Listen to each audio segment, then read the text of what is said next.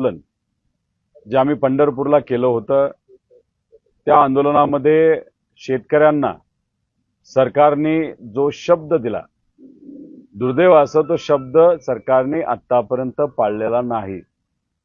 जी कर्जमाफी दिली गेली त्याच्यामध्ये ज्या अटी आहेत त्या काढण्यात याव्या, जेणेकरून सरसकट कर्जमाफी शेतकऱ्यांना होईल अशी मागणी आम्ही केली होती। आणि त्याच्याचबरोबर पीक विमा देत असताना 4 ट्रिगर जे काढले ज्याच्यामध्ये शेतकऱ्यांचं खूप मोठं नुकसान आतापर्यंत झालेलं आहे, त्याच्यामध्ये सुद्धा बदल व्हावेत अशा काही मागण्यांसाठी आम्ही बसलो होतो।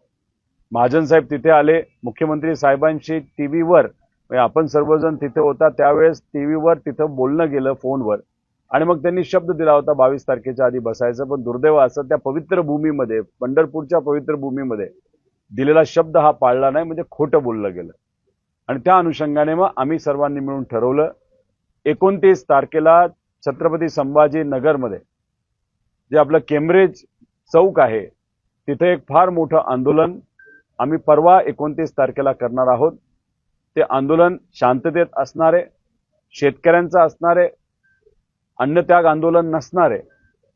तिथं काही नेते येऊन शेतकऱ्यांशी बोलतील व शेतकरी त्यांची भूमिका मांडतील, पण त्यावेळेस मुंबईमध्ये अधिवेशन सुरू असणार आहे आणि आंदोलनाच्या माध्यमातून अधिवेशनामध्ये असणाऱ्या आमच्या नेत्यांच्या मदतीने सरकारशी आम्ही बोलू, चर्चा करू, नाही तर डायरेक्ट चर्चा करू, पण आमच्या मागण्या शेतकऱ्यांच्या वतीने मान्यच झाल्या पाहिजे असं आमचं मागणे। आणि जर आमचं आंदोलन दडपण्याचा प्रयत्न केला तर तिथल्या तिथं आम्ही निर्णय घेऊ जेल भरो आंदोलनाचा। त्यामुळे कृपा करून सरकारला सांगायचे तुम्ही एकदा खोटं बोलला, आता परत तुम्ही खोटंही बोलू नका, डायरेक्ट निर्णय आमच्या शेतकऱ्यांच्या हिताचा तुम्ही द्या अशी विनंती आज इथं करतो।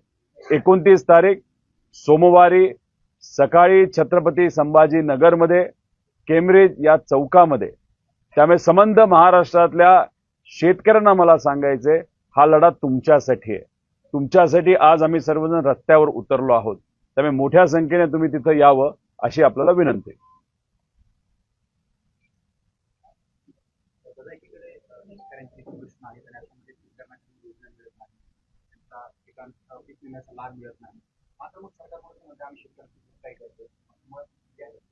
नाही, सरकारच्या बाबतीत बोलायचं झालं तर हे सरकार शब्दाचा खेळ खेळतोय। जे काही तिथं योजना आणल्या जातात त्याच्यामध्ये अटी टाकल्या जातात। तुम्हाला माहित असेल 2025ला खूप मोठ्या प्रमाणात पाऊस अख्ख्या महाराष्ट्रात झाला आणि त्यातल्या त्यात मराठवाड्यामध्ये खूप मोठा पाऊस झाला होता आणि त्याच्यामुळे शेतकऱ्याचं नुकसान झालं होतं। देवेंद्र फडणवीस साहेबांनी घोषणा केली होती 31,000 कोटी रुपयाची मदत, पण मिळाले किती शेतकऱ्याला? 10,000 कोटी। 21,000 कोटी गेले कुठं? तिथं देवेंद्र फडणवीस साहेब बोलत असताना सांगितलं होतं पीक विमा योजनेच्या अंतर्गत 15,000 कोटी हे शेतकऱ्याच्या खात्यामध्ये येतील। मी फक्त छत्रपती संभाजीनगर या जिल्ह्याबद्दल तुम्हाला सांगतो, 2023ला या जिल्ह्यातला 3-3.5 लाख शेतकऱ्यांना 386 कोटी रुपये मिळाले होते पीक विम्यातून। 2024ला 219 कोटी मिळाले होते आणि जेव्हा सगळ्यात मोठं नुकसान झालं, 6 लाख हेक्टर या जिल्ह्यामध्ये जमीन ही उद्ध्वस्त झाली होती, पिकं गेली होती, तेव्हा आपल्या या जिल्ह्यामध्ये खरीपात 2025 मध्ये 7 कोटी 64 लाख रुपये आले। अपेक्षा काय होती? खूप मोठ्या प्रमाणात मदत होईल। जर हे ट्रिगर ठेवले गेले असते, जी आमची मागणी आहे, तर आपल्या या जिल्ह्याला 1800 कोटी रुपये मिळाले असते। त्यामुळे ती गोष्ट फसवी होती आणि या योजनेमध्ये सुद्धा सरकारने सामान्य शेतकऱ्यांना फसवलं। सरकारची अपेक्षा होती की लोक विसरून जातील, GR काढून टाकू, कर्जमाफी दिली, भाषणात बोलू, पण कुठं ना कुठेतरी इथं अपमान आणि अन्याय हा आमच्या शेतकऱ्यांचा झालेला आहे। त्यामुळे याचा बदला आम्ही नक्कीच या आंदोलनाच्या माध्यमातून करू, पण परतफेड जर सरकारला करायची असेल तर आमच्या मागण्या या मान्य कराव्याच लागतील।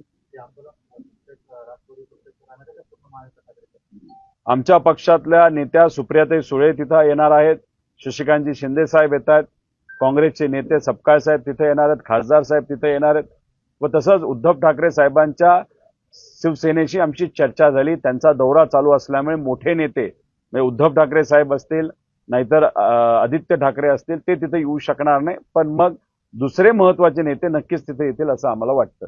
याच्याच बरोबर शेतकरी नेत्यांना आम्ही विनंती केली, त्यातले काही शेतकरी नेते तिथं आंदोलनाला येणार आहेत, काही कम्युनिस्ट नेते तिथे येणार आहेत, असं सगळे मिळून शेतकऱ्यांचं आंदोलन केलेलं आहे. कुठल्याही पक्षाच्या बॅनरच्या अंतर हे आम्ही आंदोलन करत नाही, फक्त आणि फक्त शेतकऱ्यासाठी तिथं आम्ही आंदोलन करणार आहोत. आणि त्याच्यातच काही अशा संघटना आहेत, जसं की इथली पुरोगामी संघटना आहे, त्यांनी आम्हाला पाठिंबा दिलेला आहे, वकील संघटनेला पाठिंबा दिलेला आहे. टीईटी परीक्षा ज्याच्यामध्ये आजच तुम्हाला कळालं असेल पेपर फुटला, तर तिथली विद्यार्थी आमच्या बरोबर येणार आहेत. MPSC परीक्षा जी दिली गेली जाते त्याच्यामध्ये आता ऑनलाईन परीक्षा घेण्याचा विचार सरकार करतंय आणि तिथे असणारे विद्यार्थी सुद्धा त्याचा विरोध करतात. ते सुद्धा शेतकऱ्याची मुलं आहेत, ते सुद्धा आंदोलनात येणार आहेत. त्यामुळे मोठ्या संख्येने लोक उपस्थित राहतील असं आम्हा सगळ्यांना वाटतं.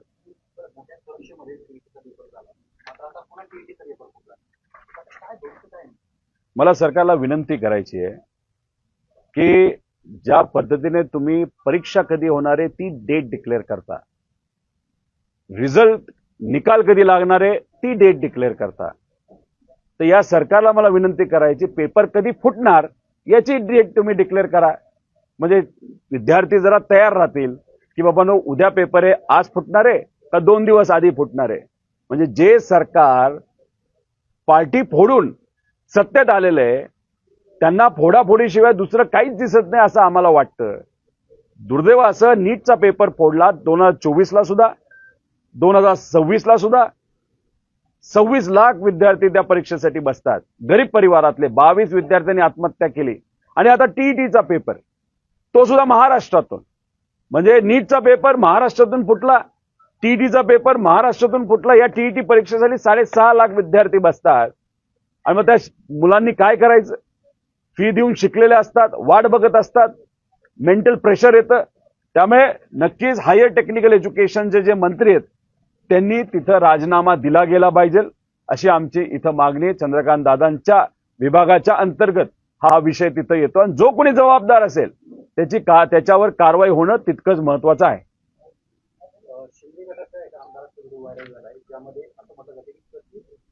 पैसे मागताना हा व्हिडिओ आहे असं म्हणाला. कथित का धडधडीत पैसे मागतायत, 1%, 2%, 40 लाख, 60 लाख, 50 लाख, आणि त्याच्यावर ते हेही सांगतायत वर द्यावे लागतात. आता वर कोणाला द्यावे लागतात हे जरा बघावं लागेल. म्हणजे इथं गरीब माणूस 1-1 रुपयासाठी लढतोय, कर्जमाफीसाठी लढतोय, पीक विम्यासाठी लढतोय. विद्यार्थी तिथं त्यांचं जे काय स्कॉलरशिप वेळेवर मिळावे यासाठी लढतात, लाडक्या बहिणी वेळेवर पैसे मिळावेत, जे मिळत होते परत एकदा सुरू व्हावेत यासाठी लढतायत. मात्र हे सर्व या सरकारतले आमदार असतील, नेते असतील, हे मात्र पैसे छापण्यात हे माहीर आहेत आणि बिझी आहेत. ज्या शहरामध्ये मी आहे या शहरातला एक नेता, काय नाव त्यांचं ते, शिरसाट भाऊ, हे तर पोतेभर पैसे घेऊन तिथं व्हिडिओ आला होता. काय झालं ते व्हिडिओचं? त्यांचं म्हणणं होतं मी कष्टातून कमवलेले आहेत. काय हरकत नाही, कष्टातून कमवता.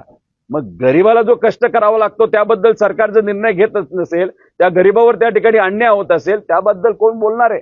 त्यामुळे हे व्हिडिओ आला, त्यामुळे एकच झलक तुम्हाला मिळाली, नेत्यांची झलक मिळाली, तर कदाचित नेते त्या पैशामध्ये पोहताना तुम्हाला दिसतील. आजची करप्शनची परिस्थिती या महाराष्ट्राची आहे. ऑपरेशन टायगर मध्ये तुमच्या राष्ट्रवादी काँग्रेसचा नंबर आहे, एकनाथ शिंदेची एक वक्तव्य आहे. एकनाथ शिंदे साहेबांनी कधी वक्तव्य केलं? मी ते ऐकलं नाही. पण ऑपरेशन टायगर कृपा करून म्हणू नये, वाघाची पण इज्जत असते असं आपल्याला म्हणावं लागेल.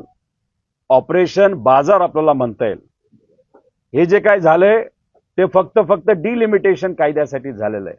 जसे वॉर्ड फोडतो आपण ग्रामपंचायतचे आणि महानगरपालिकेचे नाही नगर परिषद, तसं यांना खासदारकीचे जे कॉन्स्टिट्युएन्सीज असतात, मतदारसंघ असतात, ते त्यांना फोडायचे आणि आमदारकीचे फोडायचे. 29 त्यांना आत्ताच्या खासदारांच्या संख्येवर अवघड वाटायला लागले. त्यांना किती लोक पाहिजे? 68 अतिरिक्त खासदार लागणार होते. त्यातले 20 खासदार टीएमसी कडनं मिळाले, 6 खासदार हे उद्धव ठाकरे साहेबांच्या शिवसेनेकडनं त्यांनी फोडले. आता राहिलेले जे 40 खासदार आहेत त्यांना मिळतील असं वाटत नाही. त्यामुळे ऑपरेशन किती करण्याचा प्रयत्न केला, किती चिरपाड खेळली, तरी त्यातून काही निघेल असं वाटत नाही. आमचा पक्ष फुटत नाही आणि दुसराही कुठला पक्ष फुटेल असं आम्हाला तरी वाटत नाही. महाराष्ट्र सरकारने समृद्धी महामार्गाची वेबसाईट जी आहे ती हॅक केली आहे, तर याकडे तुम्ही भ्रष्टाचारच नाही ना. आता हॅक का केली हे बघावं लागेल. म्हणजे ह्यांना साधी वेबसाईट सुद्धा मेंटेन करता येत नाही. म्हणजे समृद्धी महामार्गामध्ये किती कोटीचा भ्रष्टाचार झाला हे आधी आम्ही बोलून दाखवलेलं आहे.